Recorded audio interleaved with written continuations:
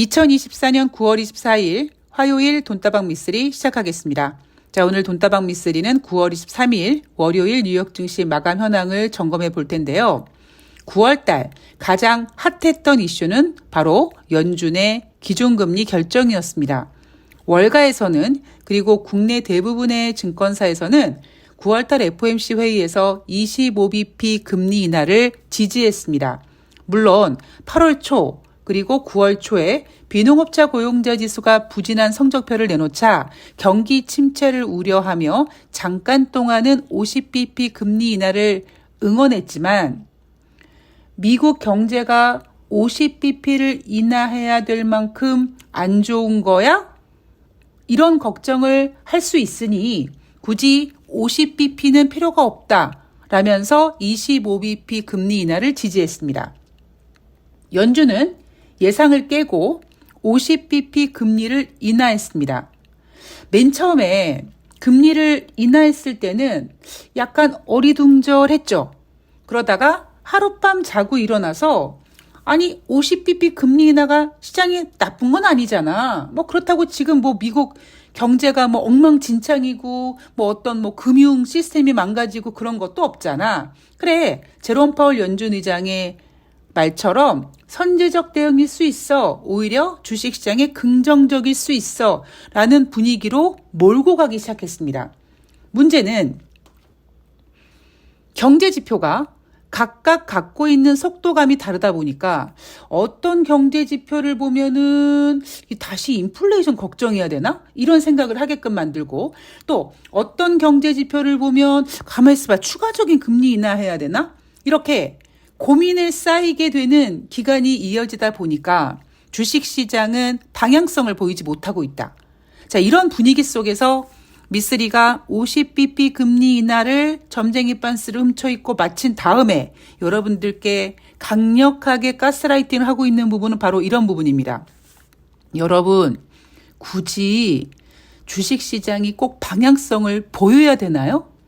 삼성전자, SK하이닉스 이런 것들이 막 올라가서 지수가 막 올라간다고 해도 여러분 계좌에 있는 종목이 돈을 버는 건 아니잖아요. 그렇다고 주식이 조금 빠지면 아이고 2천 깨질 수 있어 막 이런 분들이 많은데 윤석열 따위가 대한민국 코스피 2,000포인트를 깨는 건 쉽지 않다라는 이야기를 해드리면서 오히려 외국인들은 대한민국 주식시장을 지금 떠나고 있지만 저 같은 사람들, 주식 매매를 하는 사람들은 오히려 외국인들에게 휘둘리지 않는 상태에서 SK, 하이닉스, 삼성전자 이런 우량주 재미없어. 개별주 종목들 매매가 활발하면 주식 매매하는데 더 재밌고 또 수익도 날 수 있어. 물론 전제 조건이 있습니다. 종목들이 움직일 때 너무나 많은 욕심을 내면 안 되고요. 정확한 목표 수익률을 가지고 수익률을 지키고 매도한 다음에 저 같은 경우에는 수익금을 빼셔야 된다. 이런 매매 원칙을 갖고 있다 보니까 저 같은 사람들은 매매하기가 굉장히 즐거운 장이 예상되고 여러분들도 이런 즐거움을 좀 느끼셨으면 좋겠다라는 것이 제가 계속 여러분들을 가스라이팅하고 있는 부분이죠. 특히 여러분 이런 분위기가요. 올해 연말까지도 갈 수 있을 것 같습니다. 언뜻 보면 세상 지루하죠. 뉴스에서 뭐 오늘 코스피가 사상 최고치를 찍었느니 뭐 외국인들이 오늘 하루 주식시장에서 1조를 넘게 샀느니 뭐 증권사들이 코스피 전망치를 3,100포인트를 올리느니 이렇게 나오면 뭔가 되게 있어 보이고 흥미진진해 보이지만 사실 그렇지 않거든요. 그리고 조금 빠진다고 해서 뭐 2천이 깨지고 그런 암울한 전망들을 내놓으시는 분들도 계시겠지만 굳이 그럴 필요 없다. 그냥 조금 낮게는 한 2,400, 조금 높게는 한 2,600 근처 어딘가. 그러니까 맥시멈으로 한 200포인트 정도 선에서 들쑥날쑥 종목들이 움직이면은 가장 해피한 것이다. 문제는 대부분 많은 개인 투자자분들이 주식시장을 높은 구간에서 매수를 하다 보니까 지금 2,500, 2,600 구간이 한없이 서글퍼 보이는 구간이긴 하죠. 그러니까 그런 생각을 하실 필요가 없다라는 이야기를 해드리면서 이런 분위기가 특별한 미쓰리가 예상하지 못했던 악재가 튀어나오기 전까지는 연말까지 그냥 갈 텐데 여러분들께서 굳이 그렇게 슬퍼하실 필요는 없다라는 말씀을 드리는데 이놈의 언론과 이놈의 증권사들은 이런 게 싫어요. 그들은 뉴스 헤드라인에 자기네 분야가 제일 앞에 나오길 바라죠. 코스피 사상 최고치를 찍었고 거래량이 뭐 엄청났고 증권사들 수익이 어쩌고 해서 증권사 직원들의 연봉이 어쩌니 저쩌니 이런 거 바라고 원하겠죠. 그러다 보니까 언론에서 지금 주식시장을 뭐라고 얘기하냐면 연합뉴스 같은 경우에는요. 9월 23일 뉴욕 증시 마감 현황의 타이틀을 뉴욕 증시 비컷 이후 방향성 상실 강보합 마감이라고 합니다. 그러니까 이런 게 웃기는 겁니다. 속된 말로 배부른 소리예요. 자, 강보합이라고 하면 3대 지수가 모두 상승 마감한 겁니다. 급등이라고 얘기할 수는 없지만 그래도 빨간색으로 끝났어요. 이게 얼마나 행복합니까? 근데 방향성을 잃었대요. 정신 나간 것들, 배불러가지고 고마운 줄 모르는 것들이죠. 자, 다우지수 0.15% 상승, S&P 500이 0.28% 상승, 나스닥이 0.14% 상승했습니다. 자, 다시 한번 여러분들께 말씀드리지만 굳이 주식시장은 방향성 안 보여도 돼요. 여러분들이 그렇게 원하고 바라는 방향성이 아래쪽이면 어떻게 하실 겁니까? 물론 오르면야 좋죠. 그런데 지금은 오를 수 있는 상황이 아니라니까요. 제가 앞에서 연준이 50bp 금리를 인하한 다음에 또다시 시장에서는 11월 달 금리 인하를 예상하고 있고 50이냐 25 팽팽하지만 지금 그러한 어떤 확률을 예상하는 건 의미가 없다라고 말씀을 드렸습니다. 그리고 미쓰리가 그동안 돈다방 미쓰리를 10년 동안 방송하면서 가장 반성하고 있었던 때는 2019년 그 누구도 예상하지 못했던 연준의 금리 인하를 예상했음에도 불구하고 그 금리 인하로 인해서 주식시장이 좋아질 거라는 거를 놓쳤다라는 거죠. 제가 몇 번을 반성하지 않습니까? 그러나 이번에 금리 인하는 경기를 좋게 만들어서 주식시장이 좋아질 거라는 것보다는 제롬 파월 연준 의장이 너무 늦게 대응한 부분이 있어서 각각 속도감을 달리 갖고 있는 경제 지표들이 시장을 굉장히 혼란스럽게 할 것이다 라는 것이 지금 제 머릿속을 꽉 채운 시황관입니다.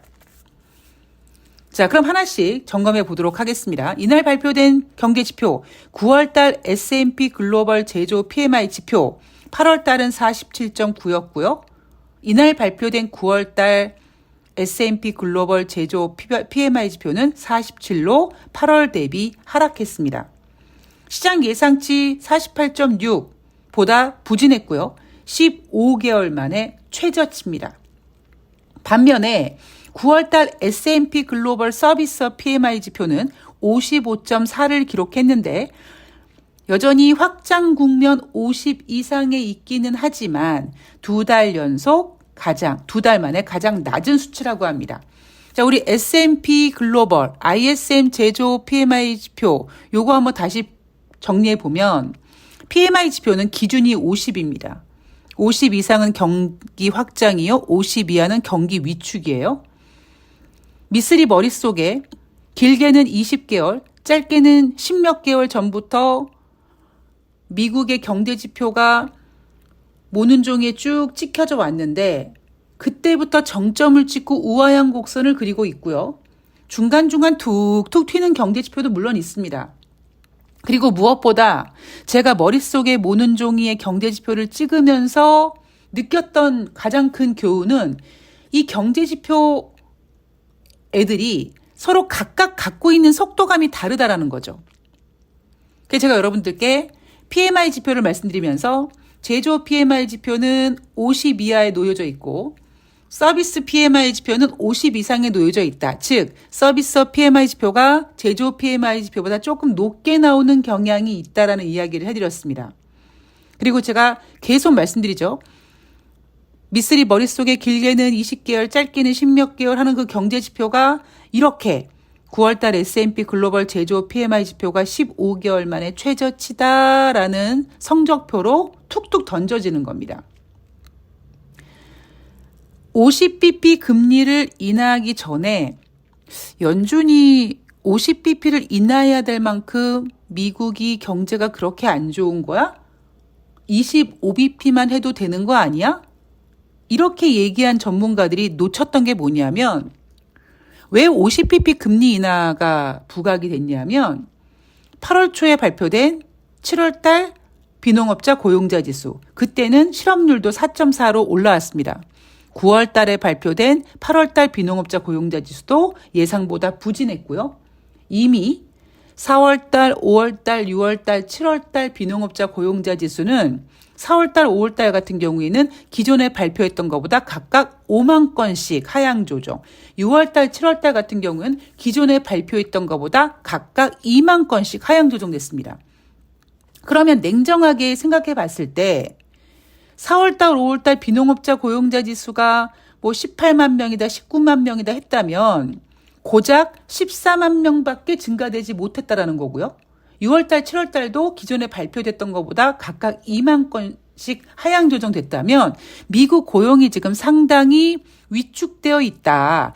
미국 고용이 위축되어 있기 때문에 금리 인하가 부각이 된 거고요. 그 때가 바로 작년 11월 때고요. 그 부진한 경제 지표 중에 고용 지표가 결국 9월 달 50bp 금리 인하를 만들어낸 겁니다.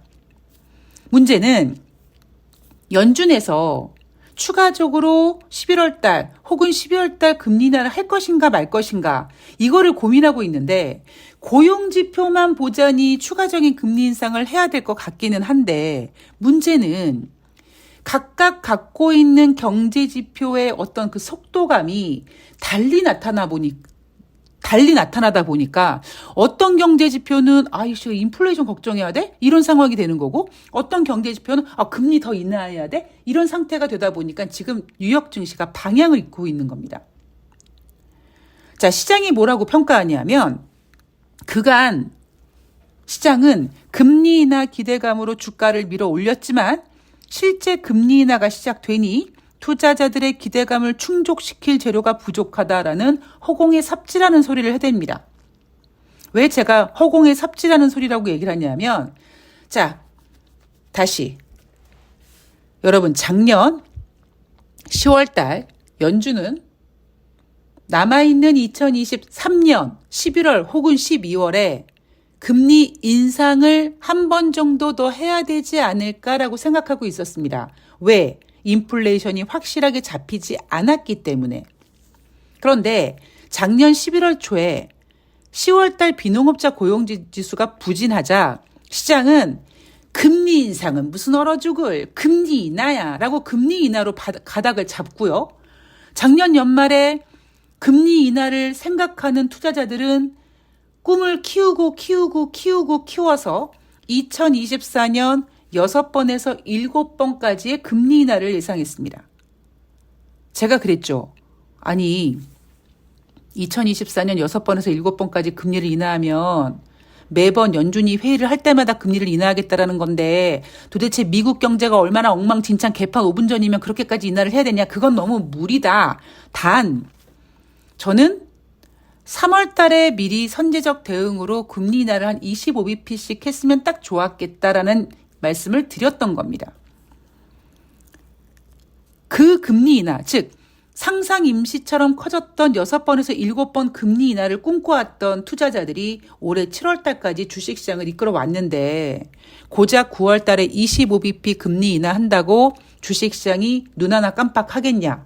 그리고 무엇보다 지금 미국은 21세기 들어서 가장 높은 수준의 금리가 유지되고 있어서 미국 국민들이 힘들어한다.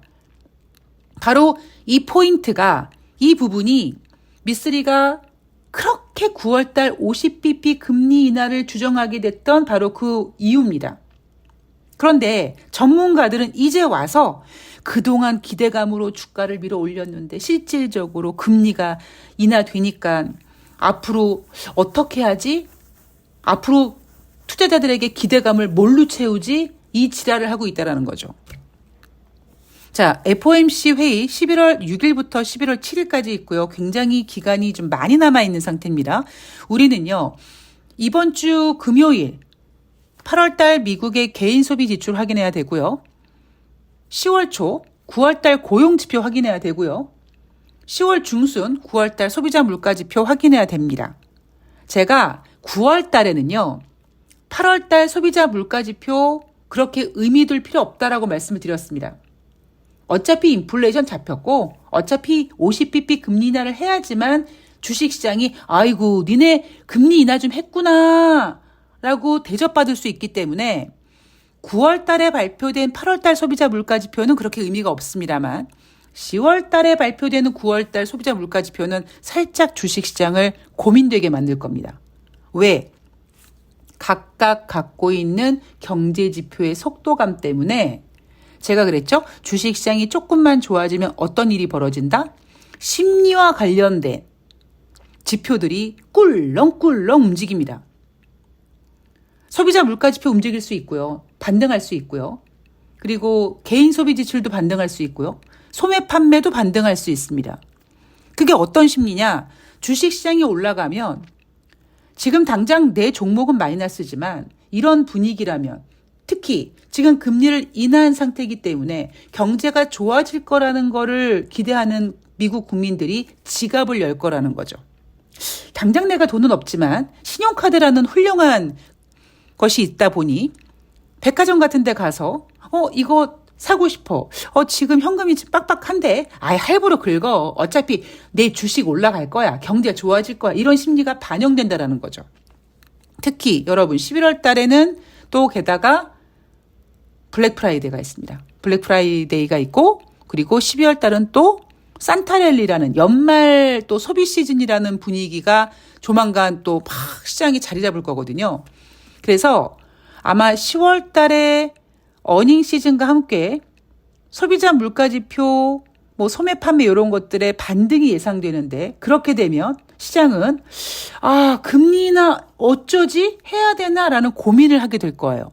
그래서 제가 9월 달 50bp 금리 인하를 결정한 다음에 바로 11월 달 25bp 금리 인하가 되느냐 50bp를 해야 되느냐 이렇게 서로 난리가 났지만 갑론을박이 진행되고 있지만 다 의미 없다라고 말씀을 드린 겁니다. 자, 애틀란타 연방은행 총재 비둘기파라고 하죠. 9월 달 FOMC 비컷에 나선 배경에 대해서 당초 예상보다 물가 상승률이 빠르게 개선된 반면 고용시장은 빠르게 냉각됐기 때문에 50bp를 인하하게 됐다라고 얘기했고요.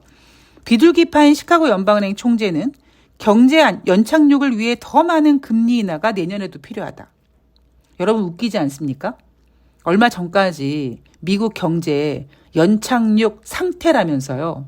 골디락스라면서요. 근데 지금은 뭐예요? 연착륙을 위해서라면이라고 연착륙이 아니라는 걸 인정했죠. 자, 최근 비컷을 단행했음에도 미국 금리가 여전히 20년 이래 최고 수준이라는 점을 짚으며 경제 열기를 시키고자 할 때라면 금리를 현 수준으로 유지해야 되겠지만 경제 상황이 지금 같길 바란다면 그렇게 해서는 안 된다. 추가적인 금리 인하 해야 된다라는 겁니다. 자, 미쓰리가 7월 달 주식시장이 고공행진을 했을 때 코스피 같은 경우에는 7월 12일 2896포인트, 2900포인트를 눈앞에 두고 있을 때도 미쓰리는 여전히 하방을 열어놨습니다라고 말씀을 드렸고요. 거기에 대한 근거가 뭐였습니까? 주례장창.